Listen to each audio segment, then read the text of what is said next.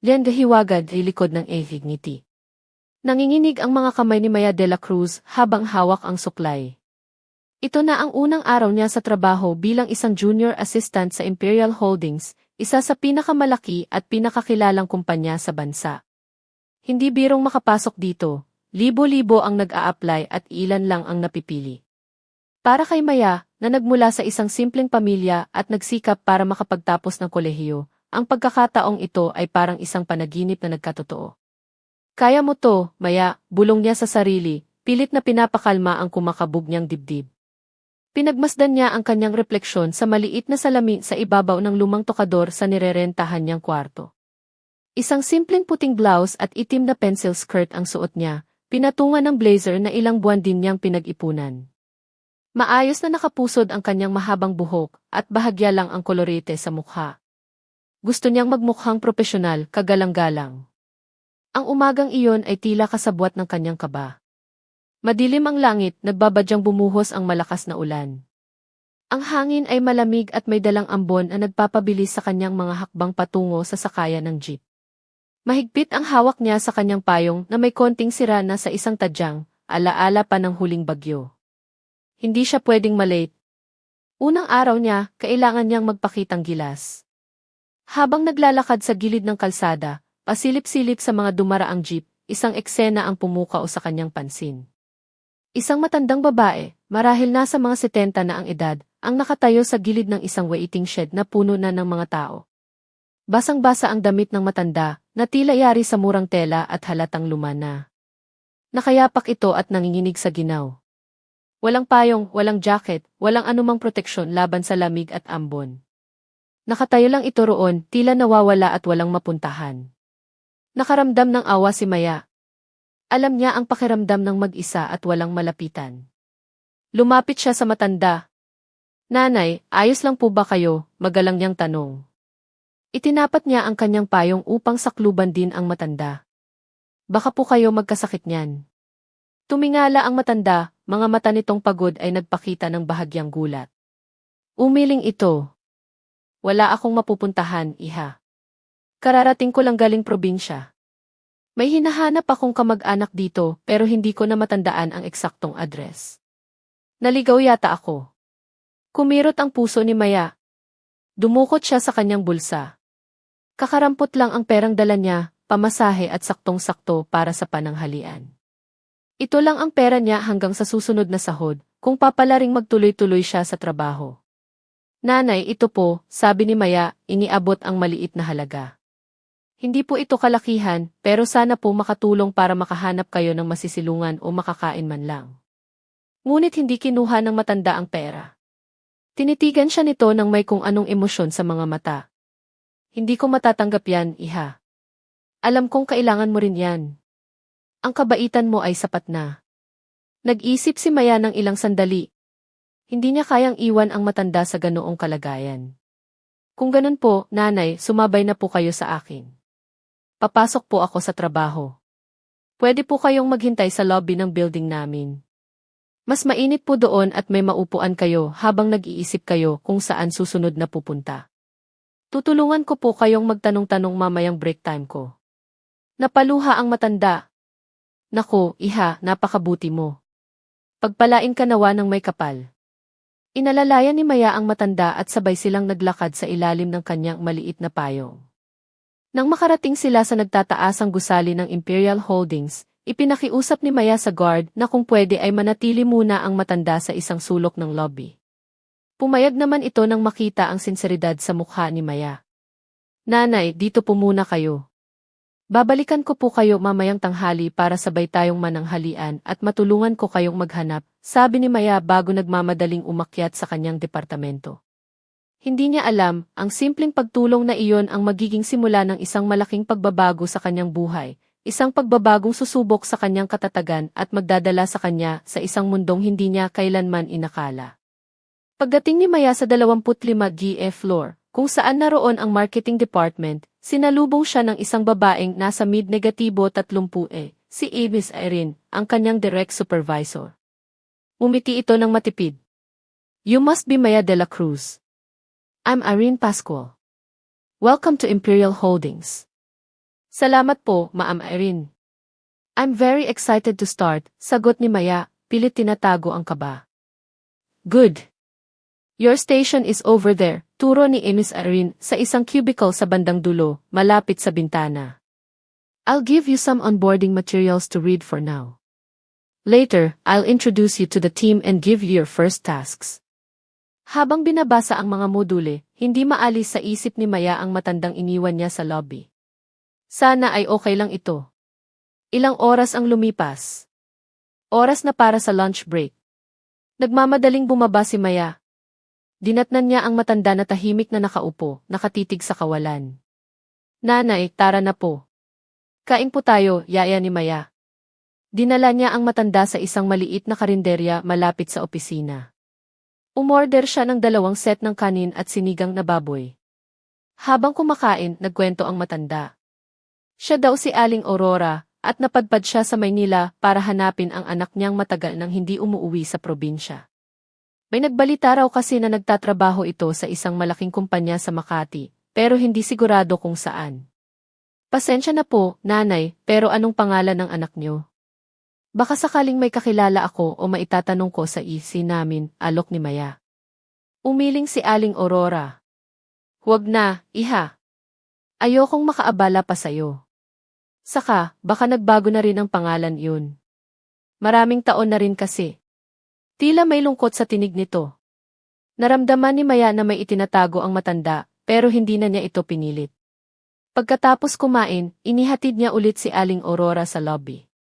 Nanay, babalikan ko po kayo ulit mamayang uwian. Ihahatid ko po kayo sa isang lugar kung saan pwede kayong pansamantalang tumuloy. May alam siyang murang dormitoryo na tumatanggap ng transients. Bumalik si Maya sa kanyang trabaho. Habang abala sa pag-aayos ng ilang dokumento, biglang nagkaroon ng komosyon sa labas ng kanilang departamento. May dumating daw na VIP. Narinig ni Maya ang malalakas na klik-klak ng takong. Pumasok sa kanilang opisina si Sofia Monteverde, ang Executive Vice President for Operations.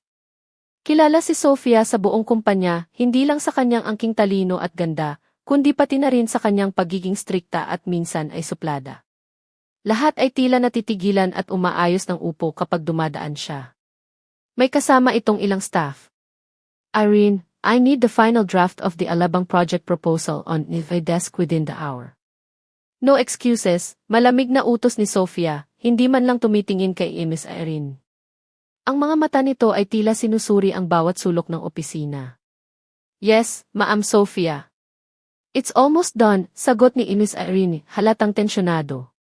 Napansin ni Maya ang pagkunot ng noo ni Sofia nang mapadako ang tingin nito sa direksyon ng kanyang cubicle, partikular sa bintana kung saan matatanaw ang isang bahagi ng lobby sa ibaba.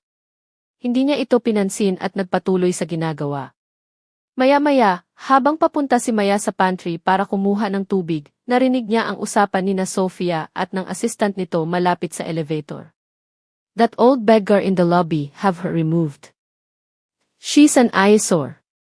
This is Imperial Holdings, not some charity institution. Utos ni Sofia sa assistant, ang boses ay puno ng pandidiri. And find out who let her in. I want that person reprimanded. Nanlaki ang mga mata ni Maya. Ang tinutukoy ni Sofia ay si Aling Aurora. Hindi na siya nagdalawang isip. Patakbo siyang bumaba ng hagdan, hindi na hinintay ang elevator. Kailangan niyang maunahan ang security. Pagdating niya sa lobby, nakita niya ang 2 guard na papalapit na kay Aling Aurora, na tila naguguluhan. Sandali lang po, sigaw ni Maya, hiningal siya. Kasama ko po siya. Huwag niyo po siyang paalisin. Humarap sa kanya ang mga guard, pati na rin si Sofia na kasalukuyang pababa na rin pala sa grand staircase ng lobby, tila sinisiguradong masusunod ang utos niya. Ines de la Cruz, is this true? This woman is with you, tanong ni Sofia. Ang bawat salita ay may diin, ang mga mata inanlilisik. Tumango si Maya bagamat kinakabahan. Opo, Ma'am Sofia. Ako po ang nagpapasok sa kanya. May hinahanap lang po siyang kamag-anak at don't care about her sub-story, putol ni Sofia. Look at her. She's dirty, she smells. She doesn't belong here. Employees are not allowed to bring their charity cases into the premises. This is place of business. Pero, ma'am, tao rin po siya. Kailangan niya ng tulong, matapang na sagot ni Maya, kahit nanginginig na ang kanyang mga tuhod. Nakita niya ang takot sa mga mata ni Aling Aurora. Ngumisi si Sofia. Are you talking back to me, Diaz de la Cruz? You, newbie, barely stay in this company, and you're already causing trouble. Lumapit ito kay Maya, ang mukha ay ilang pulgada na lang ang layo. Let me make this clear. Either she leaves, or you leave with her. And consider your employment here terminated. Natigilan si Maya. Ang trabahong pinapangarap niya, ang pag-asang may angat ang kanyang pamilya sa hirap. Pero nang makita niya ang kaawa-awang anyo ni Aling Aurora, na ngayon ay umiiyak na ng tahimik, alam niya ang dapat gawin. Huminga siya ng malalim. Kung kailangan ko pong mamili, Ma'am Sofia, mas pipiliin ko pong samahan si Nanay Aurora. Hindi po ako papayag na bastusin niyo siya ng ganito. Isang nakakabinging katahimikan ang namayani sa lobby. Ang mga empleyadong naroon ay napako sa kanilang kinatatayuan, gulat sa nasasaksihan. Tumawa si Sofia, isang tawang walang kagalakan. Very well. You're fired, Diaz de la Cruz. Security, escort these two out of the building. And make sure she doesn't get single cent of severance pay. Walang nagawa ang mga guard kundi sundin ang utos. Habang inaalalayan ni Maya si Aling Aurora palabas, ramdam niya ang mga mapanuring tingin ng mga tao. Nanghihina siya, pero may isang bahagi sa kanya na panatag. Ginawa niya ang tama. Paglabas nila ng gusali, niyakap siya ni Aling Aurora. Iha, patawarin mo ako. Dahil sa akin, nawalan ka ng trabaho. Ngumiti si Maya ng mapait. Okay lang po, nanay. Makakahanap din po ako ng iba. Ang importante, hindi po tayo nagpatalo sa kasamaan. Sa di kalayuan, mula sa bintana ng isang itim na sasakyan na nakapark sa tapat ng gusali, isang lalaki ang tahimik na nagmamasid sa buong pangyayari. Si Miguel Imperial, ang bunsong anak ng may-ari ng Imperial Holdings, si Don Miguel Imperial SC, at kapatid ng kasalukuyang CEO na si Antonio Imperial. Kararating lang niya mula sa ilang taong pag-aaral at pamamahala ng kanilang negosyo sa ibang bansa. Umuwi siya nang hindi nagpapaalam sa marami, nais niyang obserbahan muna ang takbo ng kumpanya ng kanyang ama bago siya opisyal na ipakilala. Ang matandang babae, si Aling Aurora, ay hindi niya tunay na ina, kundi isang malayong kamag-anak na pinakiusapan ng kanyang tunay na ina, si Doña Esmeralda, na subukan ang kalidad ng mga tao sa kumpanya, lalo na ang mga nasa mataas na posisyon. Ngayon, nasaksihan niya ang kabutihan ng isang ordinaryong empleyada at ang kalupitan ng isang mataas na opisyal. May ideya na siya kung sino ang dapat pagkatiwalaan. Manong, sundan natin sila, utos ni Miguel sa kanyang driver. May kakaiba siyang naramdaman para kay Maya, isang paghanga sa tapang at prinsipyo nito. At mayroon din siyang nararamdamang inis para kay Sofia Monteverde, na matagal na niyang naririnig na may angas, ngunit ngayon lang niya nakita ng harapan ang ugali. Samantala, dinala ni Maya si Aling Aurora sa isang maliit na paupahan malapit sa kanyang tinutuluyan. Nanay, dito po muna kayo. Pasensya na po, maliit lang ito. Isang kwarto lang iyon na may maliit na kama, isang mesa, at isang upuan. Napakalaki na nito, iha. At napakabuti mo, sabi ni Aling Aurora, ang mga mata ay nagliliwanag. Alam mo, may anak akong lalaki.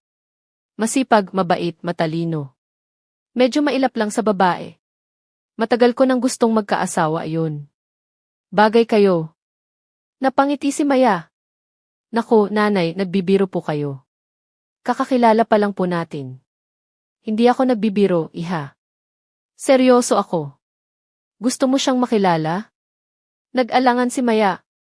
Nawalan na nga siya ng trabaho, love life pa kaya ang iisipin niya. Pero may kung anong nagtulak sa kanya. Sige po, nanay.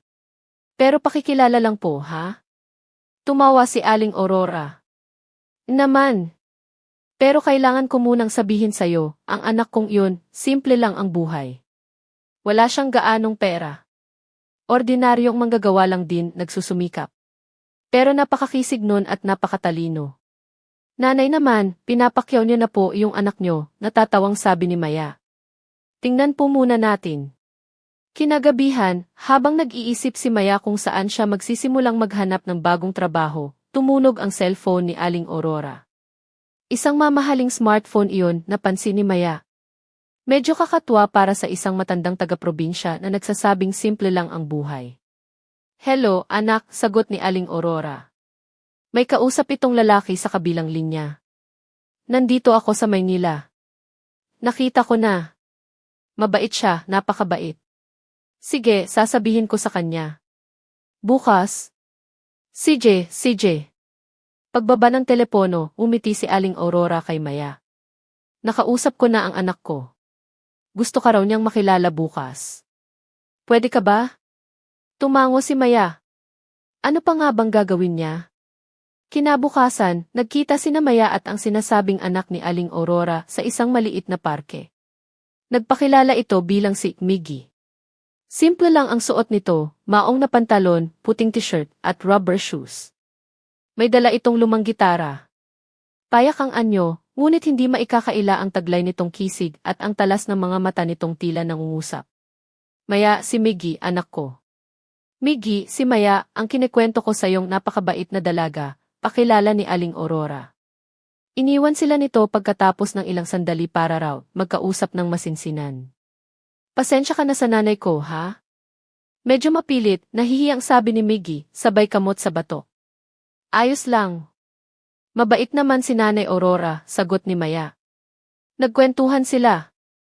Nalaman ni Maya na si Miggy ay isang freelance graphic artist at musikero, tumatanggap ng mga raket para may maipantusto sa sarili at sa ina.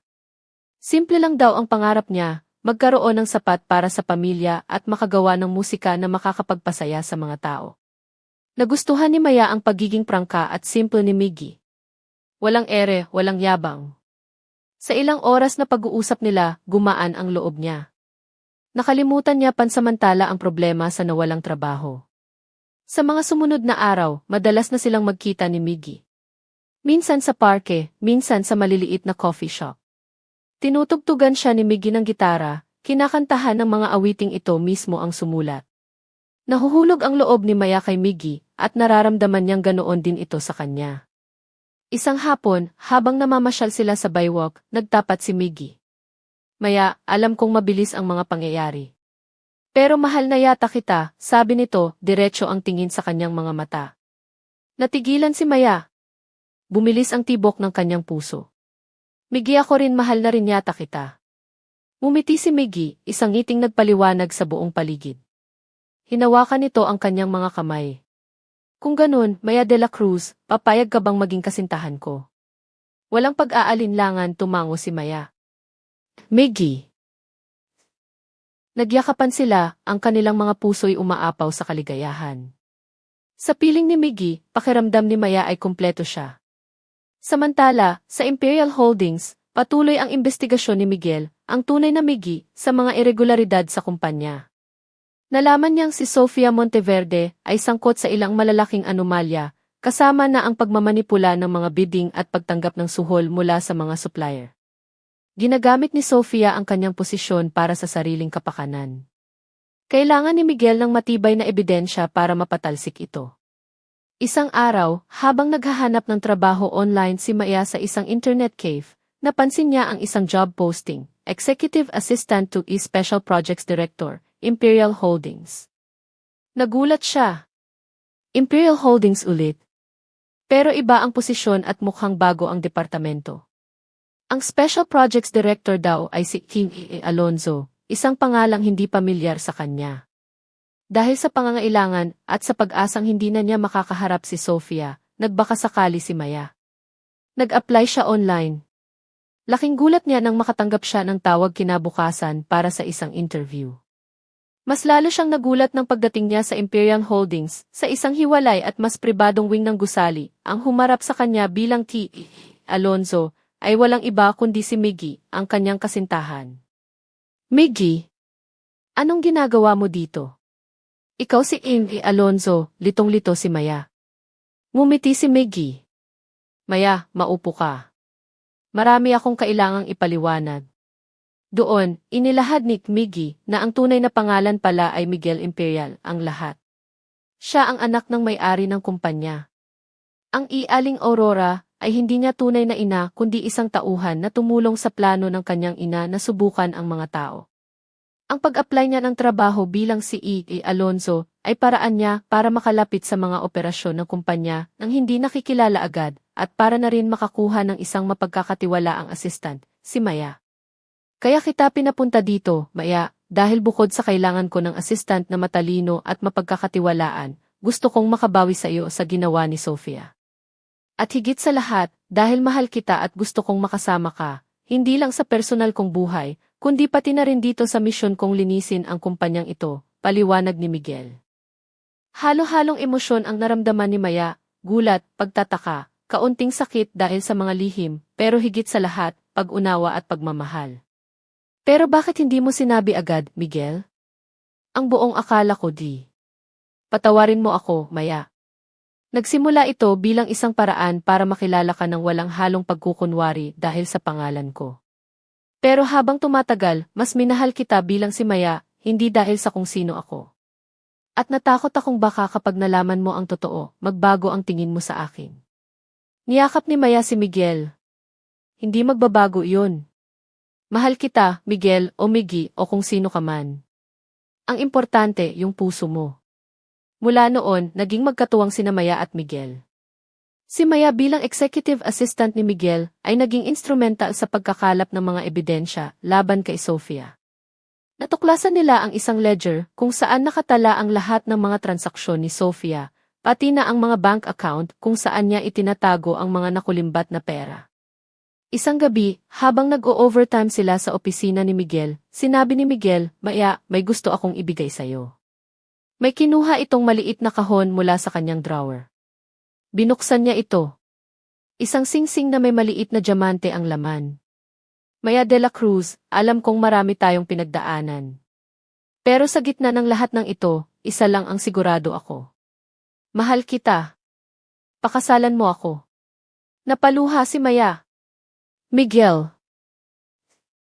Pakakasalan kita. Isinuot ni Miguel ang singsing sa daliri ni Maya. Ang kanilang pagmamahalan ay sinubok ng mga pagkukunwari at intriga, ngunit nanaig pa rin. Ang climax ng kanilang investigasyon ay naganap sa isang emergency board meeting na ipinatawag ni Miguel.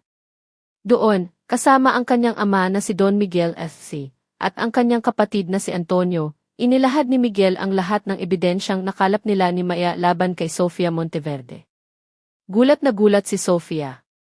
Hindi niya inaasahan na ang lalaking akala niya isang hamak na Alonzo ay ang bunsong anak pala ng may-ari. Sinubukan niyang magdahilan, ngunit wala siyang nagawa laban sa mga dokumento at testimonya na iniharap. Sofia Monteverde, you are hereby terminated from Imperial Holdings. And expect to face criminal charges for your actions, maring deklara ni Don Miguel S. Walang nagawa si Sofia kundi lisanin ang boardroom ng hiyang-hiya at puno ng galit. Pagkatapos ng meeting, niyakap ni Don Miguel SC, ang kanyang anak. I'm proud of you, Miguel. And you too, Maya. Welcome to the family. Si Aling Aurora, na ang tunay na pangalan pala ay Doña Esmeralda, ang ina ni Miguel, ay masayang-masaya para sa dalawa. Sabi ko na nga ba, kayo ang para sa isa't isa. Nagkaroon ng isang magarbong kasal sina Miguel at Maya. Dinaluhan ito ng lahat ng mga taong nagmamahal sa kanila. Mula sa isang simpleng dalaga na nangangarap, si Maya de la Cruz Imperial ay naging kabiyak ng isang makapangyarihang lalaki, hindi dahil sa yaman nito, kundi dahil sa pag-ibig na tapat at wagas. Pinatunayan nilang ang tunay na pag-ibig ay hindi nasusukat sa estado sa buhay, kundi sa kabutihan ng puso at katatagan ng paninindigan. At sa likod ng bawat ngiti, maaaring may hiwagang naghihintay na matuklasan, isang hiwagang maaaring magbago ng takbo ng buhay magpakailanman. Ang mga sumunod na buwan pagkatapos ng kanilang kasal ay tila isang panaginip para kay Maya. Ang kanilang honeymoon sa isang pribadong isla sa Palawan ay puno ng pagmamahalan at masasayang alaala. Si Miguel, sa kabila ng kanyang yaman at posisyon, ay nanatiling si Miggy sa puso ni Maya, maalaga, mapagmahal, at simple ang kaligayahan. Pagbalik nila sa Maynila, isang bagong buhay ang humarap kay Maya. Mula sa isang maliit na inuupahang kwarto, ngayon ay nakatira na siya sa mansyon ng mga imperial. Noong una, nanibago siya sa laki ng bahay at sa dami ng mga katulong, Ngunit ang init ng pagtanggap ni na Don Miguel at Doña Esmeralda ay nagparamdam sa kanya na tunay siyang kabilang sa pamilya. Huwag kang mailang, Maya, iha. Ang bahay na ito ay bahay mo na rin, madalas sabihin ni Doña Esmeralda, na naging parang pangalawang ina na kay Maya. Si Miguel naman ay opisyal ng humawak ng mas mataas na posisyon sa Imperial Holdings bilang Chief Operating Officer, habang ang kanyang kapatid na si Antonio ay nanatiling magkatuwang sila sa pamamalakad ng kumpanya.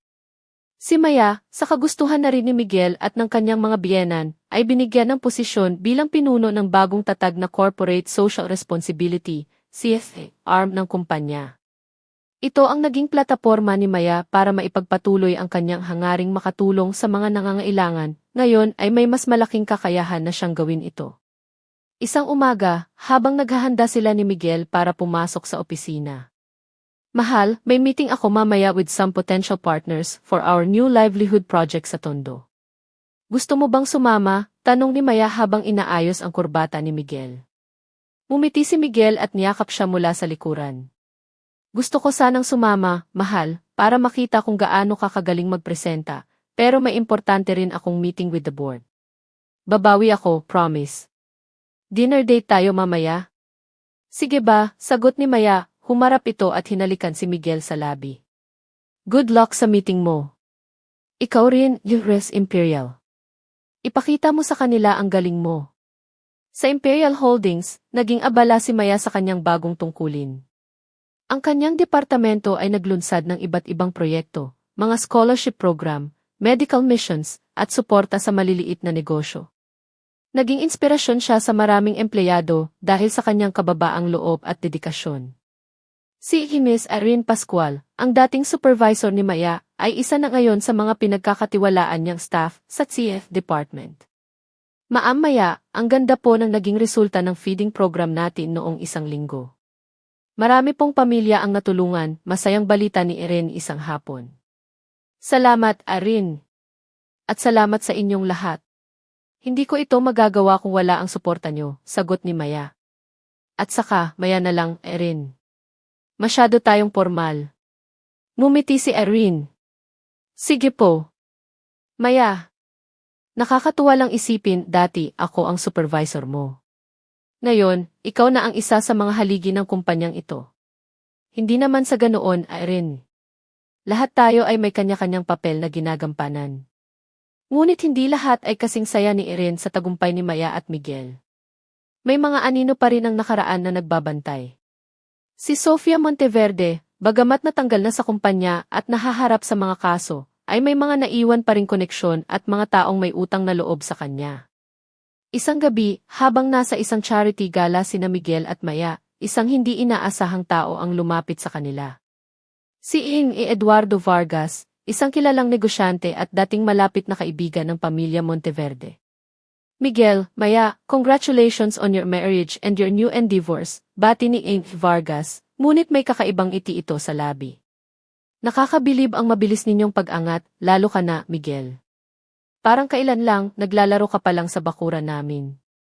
Salamat po, Jimmy Vargas, magalang na sagot ni Miguel, bagamat ramdam niya ang pahiwatig sa mga salita nito. Narinig ko ang nangyari kay Sofia. Sayang. She was a brilliant woman, a bit ambitious, perhaps, but brilliant nonetheless.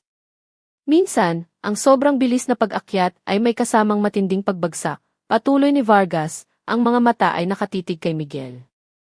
Sofia brought her downfall upon herself, Jimmy Vargas. She chose the wrong path, matigas na sabi ni Miguel. Tumawa si Vargas.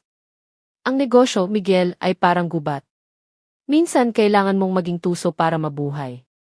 Anyway, I wish you well. Sana lang wala nang aksidente na mangyari ulit. Pagkasabi noon, tumalikod na ito at nakihalubilo sa ibang bisita. Naiwan sina Miguel at Maya na may bahid ng pag-aalala. Anong ibig niyang sabihin, mahal? Tanong ni Maya. Hinawakan ni Miguel ang kamay ni Maya.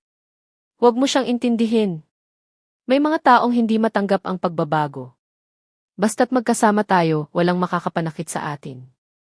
Ngunit sa mga sumunod na linggo, nagsimulang makaranas ng ilang problema ang Imperial Holdings. May mga deal na biglang hindi natutuloy. May mga confidential na impormasyon na tila lumalabas sa kompetisyon. May mga maliliit na aksidente, isang minor na sunog sa isang bodega, isang system glitch sa FE department, na bagamat hindi malaki ay nakakaapekto sa operasyon. Isang gabi, habang pinag-uusapan nila ang mga pangyayari. Hindi ako naniniwalang nagkakataon lang ito, Miguel, sabi ni Maya. Mula nang makausap natin si Vargas, parang may sumasabotahe sa atin. Alam ko, mahal. I'm having it investigated. May hinala akong may kinalaman pa rin dito si Sofia, o yung mga naiwan niyang tao, sagot ni Miguel, baka sa mukha ang pag-aalala. Ang inaalala ko, baka madamay ka. Miguel, mag-asawa tayo. Ano mang laban mo, laban ko rin. Hindi ako natatakot, buong tapang nasabi ni Maya. Nagdesisyon si Miguel na mas paigtingin ang seguridad sa kumpanya at sa kanilang pamilya. Nag-hire siya ng isang private investigation firm para alamin kung sino ang nasa likod ng mga panggugulo. Samantala, si Maya ay nagpatuloy sa kanyang mga proyekto sa Kise. Isang araw, habang bumibisita siya sa isang komunidad na tinutulungan nila, may lumapit sa kanyang isang babae. Ma'am Maya, ako po si Lorna. Isa po ako sa mga dating empleyado ng Imperial Holdings sa Accounting Department. Natanggal po ako noong panahon ni Ma'am Sofia, umpisa ng babae. Ano po ang maitutulong ko sa inyo, Lorna? Ma'am, may gusto po sana akong sabihin. Noong panahong iyon, may mga pinapagawa sa amin si Ma'am Sofia na sa tingin ko po ay hindi tama. Mga double entries, mga peking resibo. Natakot po akong magsalita noon kasi kailangan ko ng trabaho. Pero ngayon, nakikita ko po ang kabutihan niyo ni Sir Miguel. Baka po makatulong ito. May inabot siyang isang flash drive kay Maya.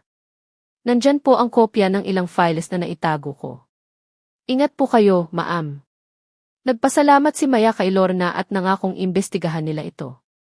Ang flash drive ay naglalaman ng mas detalyadong ebidensya ng mga anomalya ni Sofia, pati na ang pangalan ng ilang kasabwat nito na nasa loob pa rin ng kumpanya, kabilang na ang ilang malapit kay Vargas. Ipinakita agad ni Maya ang ebidensya kay Miguel. This is it, Maya. Ito na ang kailangan natin para tuluyan silang mapanagot, sabi ni Miguel, ang mga mata ay nag-aapoy sa determinasyon. Ginamit nila ang bagong ebidensya para magsampa ng karagdagang kaso laban kay Sofia at sa mga kasabwat nito. Naging malaking iskandalo ito, ngunit sa huli nanaig ang katotohanan. Maraming naarestong kasabwat, at si Vargas ay napilitang mag-resign sa ilang board memberships dahil sa pagkakasangkot ng kanyang pangalan. Sa gitna ng lahat ng ito, nalaman ni Maya at Miguel na magkakaanak na sila. Isang panibagong yugto ng kaligayahan ang dumating sa kanilang buhay.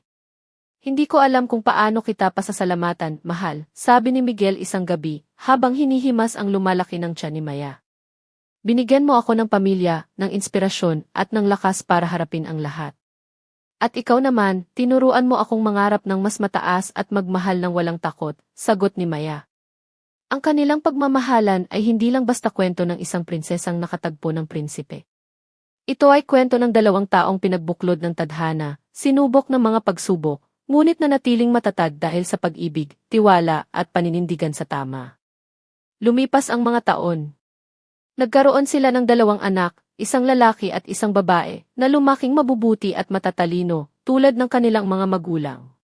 Ang Imperial Holdings, sa pamumuno ni Miguel at Antonio, at sa gabay ng kanilang ama, ay lalo pang lumago, hindi lang sa kita, kundi pati na rin sa reputasyon bilang isang kumpanyang may puso. Si Maya de la Cruz Imperial, ang simpleng dalaga na minsang nawalan ng trabaho dahil sa pagtulong sa isang estranghero, ay naging isang iginagalang na philanthropist at isang mapagmahal na asawa at ina. Ang hiwaga sa likod ng mga ngiti na kanyang unang nasilayan kay Aling Aurora, ay nagbukas ng pinto sa isang buhay na hindi niya kailanman inakala, isang buhay na puno ng pag-ibig, pakikipagsapalaran, at walang katapusang pag-asa. Minsan, habang pinagmamasdan nila ang kanilang mga anak na naglalaro sa hardin ng kanilang mansyon, niyakap ni Miguel si Maya. Naaalala mo ba noong una tayong nagkita sa parke, yung nagpakilala akong si Miggy? Tanong ni Miguel, natatawa. Naman! Akala ko, isa kang struggling musician na mailumang gitara, sagot ni Maya, nakangiti. Pero yung struggling musician na iyon, minahal mo pa rin. Minahal kita dahil sa kung sino ka, Miguel, hindi dahil sa kung anong meron ka. At hanggang ngayon, ikaw pa rin ang migi ng buhay ko. Naghalikan sila, ang kanilang mga puso'y puno ng pasasalamat sa bawat biyayang kanilang natanggap.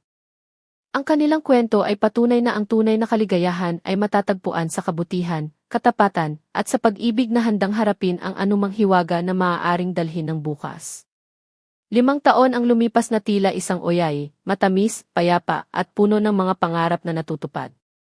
Ang dalawang supling nina Maya de la Cruz Imperial at Miguel Imperial, sina Angelo na panganay at Sofia Marie, na mas kilala bilang Sophie, ay nagbibigay ng kakaibang kulay at sigla sa mansyon ng mga Imperial. Si Angelo, sa edad na 6, ay nagpapakita na ng kuryosidad sa mundo ng kanyang ama, madalas magtanong tungkol sa mga numero at gusali. Si Sophie naman, 1 taon ang tanda, ay tila isang maliit na maya, mahilig sa mga kwento, bulaklak, at may malambing na puso. Ang Imperial Holdings, sa ilalim ng pamumuno ni na Antonio bilang CEO at Miguel bilang TE, ay patuloy sa pag-arangkada. Ang kanilang mga proyekto ay hindi lamang nagdudulot ng kita, kundi pati na rin ang pag-unlad sa maraming komunidad, salamat sa walang sawang pagsusumikap ni Maya sa Corporate Social Responsibility arm ng kumpanya. Ang kanyang mga programa para sa edukasyon, kalusugan, at pangkabuhayan ay umani ng maraming parangal at pagkilala. Isang hapon, habang tinutulungan ni Maya si Sophie sa pagguhit sa kanilang malawak na hardin, lumapit si Miguel, karga-karga si Angelo na maihawak na maliit na laro ang eroplano. "Daddy, look! Your plane can just fly higher than your building," masiglang sabi ni Angelo. Tumawa si Miguel. "Talaga, champ? Maybe one day, you'll build even taller buildings." Umupo si Miguel sa tabi ni Maya, ang mga matay puno ng pagmamahal habang pinagmamasdan ang kanyang mag-iina. "Mukhang masaya ang mga boss ko ngayon, ah." Ngumiti si Maya. "Siyempre naman." Katatapos lang ng art class ni Sophie at si Angelo nagpapalipad ng pangarap. Hinawakan niya ang kamay ni Miguel. "Kamusta ang araw mo, mahal?" "Maayos naman. Medyo may kaunting gusot lang sa isang bagong acquisition. May isang bagong player sa merkado, ang Veridian Global. Masyado silang agresibo at tila alam nila ang bawat galaw natin," sagot ni Miguel, bahagyang kumunot ang noo. "Veridian Global. Ngayon ko lang narinig yan," sabi ni Maya. "Ako rin." Bigla na lang sumulpot. Ang mas nakakapagtaka, ang sisi nila ay isang dayuhan, pero ang mga local contact nila tila may mga dati tayong kakilala o koneksyon sa mga dati nating nakaaway. Dagdag ni Miguel, ang tinig ay may bahid ng pag-aalala. Hindi niya direktang binanggit si Sofia Monteverde o si Infi Vargas, ngunit alam ni Maya kung sino ang tinutukoy nito. Ang anino ng nakaraan, na akala nila tuluyan ng lumipas, ay tila nagbabalik, may bagong anyo. Samantala, sa isang makabagong opisina sa puso ng Bonifacio Global City, isang babae ang nakatayo sa harap ng malaking bintana, tanaw ang mga gusali ng Makati, kabilang na ang Imperial Holdings. Siya si Ines Evelyn Rojas, ang country head ng Veridian Global Philippines. Sa kanyang anyo, may pagkakahawig siya kay Sofia Monteverde, matikas, matalas ang tingin, at may aura ng kapangyarihan. Ngunit mas bata at tila mas kalkulado. "Ma'am Evelyn, ang latest report po sa Imperial Holdings acquisition attempt," sabi ng kanyang assistant, iniabot ang isang folder. Kinuha ito ni Evelyn nang hindi lumilingon. "Any new developments?" Mukhang nahihirapan po silang i-trace ang source ng ating intel. Pero Sir Miguel Imperial is personally overseeing their counter strategies. Isang bahagyang ngisi ang sumilay sa labi ni Evelyn. Miguel Imperial and his charming wife, Maya. They think they've won. But the game is far from over. May kinuha siyang litrato sa kanyang mesa, isang lumang litrato ni Sofia Monteverde. "This is for you, 8 Sofia. Hindi masasayang ang lahat ng itinuro mo sa akin." Si Evelyn pala ay nakababatang kapatid ni Sofia, isang katotohanang hindi alam ng marami, at matagal nang nagplano ng kanyang pagbabalik para ipaghiganti ang kanyang kapatid at ang kanilang pamilya. Sa mga sumunod na linggo, lalong naging agresibo ang Veridian Global. Nag-aalok sila ng mas mataas na presyo sa mga kumpanyang target din ng Imperial Holdings. Ang kanilang mga marketing campaigns ay tila direktang sumasagot o sumasapaw sa mga inilulunsad ng Imperial. Hindi ito ordinaryong kompetisyon, Miguel, sabi ni Antonio sa isang pagpupulong. They are playing dirty. May mga empleyado tayong nilalapitan, inaalok ng malaking pera para lumipat at magbigay ng impormasyon. Alam ko, kuya. Nag-set up na ako ng internal investigation. Kailangan nating malaman kung sino ang ahas sa loob ng bakuran natin, sagot ni Miguel, ang kanyang boses ay matigas. Ang stress sa trabaho ay nagsimulang makaapekto sa oras ni Miguel sa pamilya. Madalas na siyang ginagabi ng uwi at kahit nasa bahay, ang isip niya ay tila nasa opisina. Napapansin ito ni Maya. Isang gabi, pagkatapos patulugin ang mga bata, hinintay ni Maya si Miguel sa kanilang silid. Mahal, alam kong mabigat ang dinadala mo, malambing niyang sabi pagdating ni Miguel. Pero huwag mong kalimutan na nandito ako. Nandito kami. Niyakap ni Miguel si Maya ng mahigpit. Patawad, mahal. Ayoko lang na maulit yung dati. Ang pamilya natin ang pinakamahalaga sa akin. Alam ko. At hindi tayo pababayaan ng Diyos. Magtulungan tayo, sagot ni Maya. Kinabukasan, nagdesisyon si Maya na mas aktibong tumulong. Habang si Miguel ay nakafocus sa paghahanap ng internal leak at sa mga counter strategies sa negosyo, si Maya naman, gamit ang kanyang network sa CS at sa komunidad, ay nagsimulang mag-imbestiga tungkol sa Veridian Global at kay Evelyn Roca sa mas tahimik na paraan. Nakausap niya si Lorna, ang dating empleyado sa accounting na nagbigay sa kanya ng ebidensya noon laban kay Sofia. Si Lorna ay may maliit na negosyo na ngayon, tinulungan ng isa sa mga programa ni Maya. Lorna, may alam ka ba tungkol kay Evelyn Rojas? O sa Veridian Global? Nag-isip si Lorna. Maya, ang pangalang Rojas parang narinig ko na yan dati. Noong kasagsagan ng investigasyon kay Maam Sofia, may nabanggit ang isa sa mga kasamahan namin na may kapatid daw si Maam Sofia sa ibang bansa, nag-aaral. Hindi ko lang matandaan kung Evelyn ang pangalan. Isang piraso ng puzzle ang nabuo sa isip ni Maya. Kung kapatid ni Sofia si Evelyn, mas malalim ang motibo nito kaysa sa simpleng kompetisyon sa negosyo. Ito ay personal. Ito ay paghihiganti. Ibinahagi agad ni Maya ang impormasyon kay Miguel. Kapatid ni Sofia. Kung totoo yan, mas delikado sila kaysa sa inaakala natin, sabi ni Miguel. Hindi lang ito tungkol sa pera. Tungkol ito sa pagsira sa atin. Nagdesisyon silang mas mag-ingat. Pinadalhan ni Miguel ng karagdagang seguridad ang kanilang pamilya, lalo na ang mga bata. Ayaw niyang madamay ang mga ito sa gulo. Samantala, si Angelo, sa kanyang pagiging mausisa, ay nagsimulang makaramdam na may hindi ordinaryong nangyayari. Nakikita niya ang pag-aalala sa mukha ng kanyang mga magulang, naririnig ang mga pira-pirasong usapan. Isang araw, lumapit siya kay Maya. Mommy, are bad people trying to hurt Daddy's company? Nagulat si Maya sa tanong ng anak. Lumuhod siya para magpantay sila. Anak, sa mundo ng negosyo, minsan may mga hindi pagkakaunawaan. Pero si Daddy mo, matapang siya at matalino. At laging gagawin ang tama. Huwag kang mag-alala, okay? Tumango si Angelo, ngunit bakas pa rin sa mga mata nito ang pag-iisip. Ang unang mga anino ng bagong banta ay nagsisimula ng humaba, at ang pamilyang imperial ay kailangang maging mas matatag kaysa dati para harapin ito. Ang oyayin ng tagumpay ay unti-unting napapalitan ng himig ng paparating na unos. Ang impormasyong si Evelyn Rojas ay posibleng kapatid ni Sofia Monteverde, ang naging sentro ng investigasyon ni na Miguel at Maya. Kinailangan nila ng matibay na kumpirmasyon at mas malalim na pag-unawa sa kung paano ito makakaapekto sa kanilang mga susunod na hakbang. Kailangan nating mag-background check kay Evelyn Rojas, pero kailangan gawin ito nang hindi niya nalalaman, sabi ni Miguel sa kanyang pinagkakatiwalaang security chief, si Ing David Santos, isang retiradong military intelligence officer. Alamin ang lahat, pamilya, edukasyon, mga naging trabaho, at lalo na, ang koneksyon niya kay Sofia Monteverde.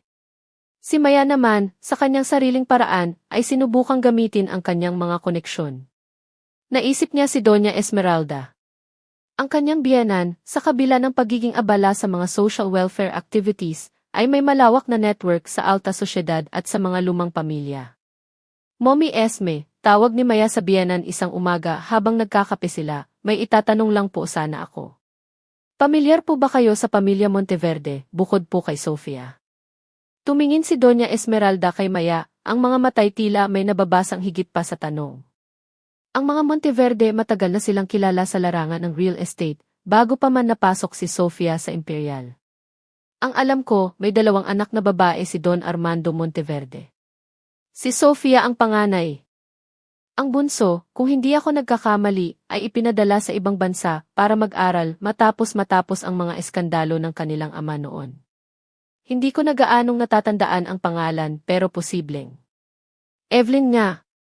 Mas bata po ba siya kay Sofia, Mommy? Siguro mga 5 hanggang 7 taon ang agwat nila. Tahimik lang yung bunso noon, laging nasa anino ni Sofia. Pero matalino raw, sabi ng ilan.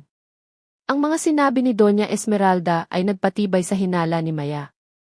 Kung ang bunsong ito ay si Evelyn Rojas, malinaw na ang galit na naipon nito sa paglipas ng mga taon ang nag-uudyok sa kanya ngayon. Samantala, sa Veridian Global, si Evelyn ay hindi natutulog sa pansitan. Alam niyang hindi magpapabaya ang mga imperial. Nagsisimula na silang magtanong tungkol sa akin, sabi ni Evelyn sa isang video call sa isang taong nasa dilim, ang mukha ay hindi malinaw na makita. Kailangan nating bilisan ang plano. Ang Imperial Charity Gala, yun ang pagkakataon natin. Ang Imperial Charity Gala ay isang taunang malaking event na inoorganisa ng TF Department ni Maya. Dito nagtitipon ang mga pinakamayayamang tao sa bansa para magbigay ng donasyon sa mga proyekto ng Imperial Foundation. Ito rin ang pagkakataon para sa Veridian Global na makakuha ng access sa mga importanteng tao at, marahil, makahanap ng bagong mga kaalyado o makakuha ng sensitibong impormasyon. Habang papalapit ang gala, abala si Maya sa pag-aayos nito. Ngunit sa likod ng kanyang mga ngiti at organisadong pagkilos, naroon ang patuloy na pag-iingat. Siniguro niyang mas mahigpit ang seguridad sa event.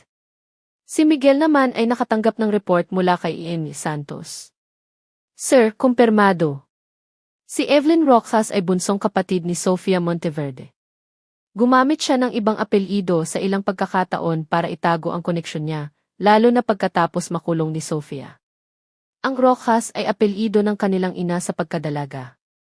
Malinis ang record niya sa papel, pero may mga impormasyon kaming nakalap na nag-aral siya ng corporate law and finance at may mga koneksyon sa ilang. Di ka nais-nais na mga international financiers. So, she's not just a vengeful sister. She's a formidable enemy with resources, bulong ni Miguel sa sarili. Ang laro ng mga lihim ay nagsisimula ng maging mas komplikado. Alam ni na Miguel at Maya na ang bawat kilos nila ay inoobserbahan, at ang bawat desisyon ay may malaking epekto. Isang hapon, habang sinusundo ni Maya ang mga anak mula sa eskwelahan, napansin niyang may isang itim na van na tila kanina pa sumusunod sa kanila. Noong una, inisip niyang baka guni-guni lang niya, pero nang lumiko sila sa ibang kalsada, sumunod pa rin ito. Agad niyang tinawagan ang kanilang security escort na nakabuntot sa kanila sa hiwalay na sasakyan. May sumusunod sa atin. Itim na van, plate number D. Ibinigay niya ang mga detalye. Ang security escort ay mabilis na kumilos. Hinaharangan nila ang van, habang ang sasakyan ni Maya ay pinabilis patungo sa isang ligtas na lugar. Ang mga bata, si Angelo at Sophie, ay nagsimulang matakot. Mommy, what's happening? Tanong ni Sophie, nanginginig ang boses. Niyakap ni Maya ang mga anak. It's okay, babies. We're just playing a little game with our guards. Everything is fine. Pilit niyang pinapakalma ang sarili para hindi maramdaman ng mga anak ang kanyang takot. Nang makumpirmang ligtas na sila, at ang van ay nahuli ng mga otoridad, bagamat ang mga sakay nito ay nagpakilalang mga private investigator lang na naligaw, mas lalong nadama ni Maya ang bigat ng sitwasyon. Ang kanilang mga anak ay muntik ng mapahamak. Pag-uwi nila, sinalubong sila ni Miguel na puno ng pag-aalala. Nang malaman ang nangyari, niyakap niya ng mahigpit si Maya at ang mga anak. Hindi ko sila mapapatawad kung may mangyari sa inyo, sabi ni Miguel, ang mga kamao ay nakakuyom. This ends now. Pero alam nilang hindi pa ito ang katapusan. Ito ay simula pa lamang ng isang mas mapanganib na laro. Ang Imperial Charity Gala ay ilang araw na lang ang layo, at nararamdaman nilang doon magkakaroon ng malaking komprontasyon. Sa gabing iyon, hindi makatulog si Maya. Tinititigan niya ang mga natutulog niyang anak. Ang kanilang inosenteng mga mukha ang nagbibigay sa kanya ng lakas. Para sa kanila, lalaban siya. Para sa kanila, gagawin niya ang lahat. Lumapit siya sa bintana, tanaw ang madilim na kalangitan. Ang mga bituin ay tila nagkukubli sa likod ng mga ulap, tulad ng mga lihim na pilit nilang inaalam. Ang hiwaga sa likod ng mga ngiti ni Evelyn Rojas ay kailangan nilang mabunyag bago pa mahuli ang lahat. Ang mga araw bago ang Imperial Charity Gala ay puno ng hindi maipaliwanag na tensyon. Bawat sulok ng mansyon ng mga Imperial ay may karagdagang seguridad, at ang bawat galaw ni Maya at Miguel ay tila mas maingat at kalkulado. Si Maya, bagamat abala sa mga huling detalye ng gala, ay hindi maalis sa isip ang insidente ng itim na van. Ang kaligtasan ng kanyang mga anak ang kanyang pangunahing prioridad. Mahal, sigurado ka ba sa gagawin natin sa gala? Tanong ni Maya kay Miguel isang gabi, habang pinagmamasdan nila ang skyline ng lungsod mula sa kanilang balkonahe. Pakiramdam ko, may inihahandang patibong si Evelyn. Hinawakan ni Miguel ang mga kamay ni Maya. Alam ko ang panganib, pero hindi tayo pwedeng magpatalo sa takot. Ang gala ang pinakamagandang pagkakataon para obserbahan siya, para makita kung sino ang mga kasama niya, at marahil, para makuha natin siyang gumawa ng pagkakamali. Tumingin siya sa mga mata ni Maya. Magtitiwala ka ba sa akin? Tumango si Maya. Lagi naman, mahal. Pero mangako ka, mag-iingat ka. Mag-iingat tayo. Sa kabilang dako, si Evelyn Rojas ay nasa huling yugto na rin ng kanyang paghahanda. Ang kanyang gown para sa gala, isang eleganteng itim na likha ng isang sikat na designer, ay nakasabit na. Ngunit higit pa sa kanyang panlabas na anyo ang kanyang pinaghahandaan. Nakuha niya na ba ang floor plan ng Grand Ballroom, kasama ang lahat ng key locations at security blind spots? Tanong niya sa kanyang pinakakatiwalang tauhan, isang lalaking kilala lamang sa pangalang Marcos, na may matalas na tingin at bihirang magsalita. Yes, ma'am. Na-identify na rin namin ang ilang key personnel ng Imperial na posibleng. Madaling kausapin, sagot ni Marcos, iniabot ang isang tablet. Ngumisi si Evelyn. Excellent. Ang gabing ito ay hindi lang tungkol sa charity. Ito ay tungkol sa pagpapadala ng mensahe. Dumating ang gabi ng Imperial Charity Gala. Ang Grand Ballroom ng isang 5-star hotel ay napuno ng mga pinakamayayamang personalidad ng bansa. Lahat ay nakasuot ng kanilang pinakamagagarang kasuotan. Si Maya, sa kanyang simpleng eleganteng puting gown, ay nagniningning sa tabi ni Miguel na suot ang isang formal na tuksedo. Sinalubong nila ang mga bisita ng may ngiti, ngunit ang kanilang mga mata ay mapagmatsyag. Sina Don Miguel S.C. at Doña Esmeralda ay naroon din, nagbibigay ng suporta. Si Antonia naman ay abala sa pakikipag-usap sa mga importanteng negosyante. Ang pagdating ni Evelyn Rojas, kasama ang ilang miyembro ng kanyang Veridian Global Team, ay agaw pansin. Ang kanyang itim na gown ay tila sumisimbolo sa kanyang madilim na intensyon. Nagtama ang mga mata nila ni Maya, isang palitan ng mga tingin na puno ng hindi nasasabing mga salita, isang hamon, isang babala. N.R.E.S. Imperial, what a lovely event, bati ni Evelyn, ang boses ay matamis ngunit may bahid ng pang-uyam. Nakakatuwang makita na sa kabila ng kompetisyon sa negosyo, nagkakaroon pa rin tayo ng panahon para sa ganitong mga bagay. Enmet Rojas, ang pagtulong sa kapwa ay laging may puwang, anuman ang sitwasyon sa negosyo, sagot ni Maya, kalmado at matatag. Welcome to the Imperial Charity Gala. Habang nagpapatuloy ang programa, mga talumpati, auction para sa charity, at mga musical performance, ang tensyon sa pagitan ng dalawang kampo ay ramdam na ramdam. Si Miguel at ang kanyang security team ay palihim na nagmamasid sa bawat galaw ni Evelyn at ng kanyang mga kasama. Si Angelo at Sophie, na pinayagang manatili sa unang bahagi ng programa bago sila ihatid pa uwi, ay tahimik na nakaupo sa tabi ng kanilang Lola Esmeralda. Si Angelo, sa kanyang kabataan, ay napansin ang isang bagay. Lola, Balvay is that lady in the black dress always looking at mommy and daddy, bulong ni Angelo, itinuturo si Evelyn. Hinaplos ni Doña Esmeralda ang buhok ng apo. Siguro, apo, hinahangaan lang niya ang mommy at daddy mo. Sikat kasi sila. Ngunit sa isip ni Doña Esmeralda, alam niyang higit pa roon ang dahilan. Sa isang sulok ng ballroom, si Marcos, ang tauhan ni Evelyn, ay abala sa kanyang cellphone, tila may kausap. Hindi niya namamalayan na ang kanyang bawat kilos ay minomonitor ng isa sa mga undercover na security ni Miguel. Nang magkaroon ng pagkakataon, lumapit si Evelyn kay Antonio Imperial. "Ennis Imperial, you word, if I may?" "Ennet Rojas," sagot ni Antonio formal. "I just want to say, your family has built quite an empire. It would be a shame if unforeseen circumstances were to tarnish its legacy," sabi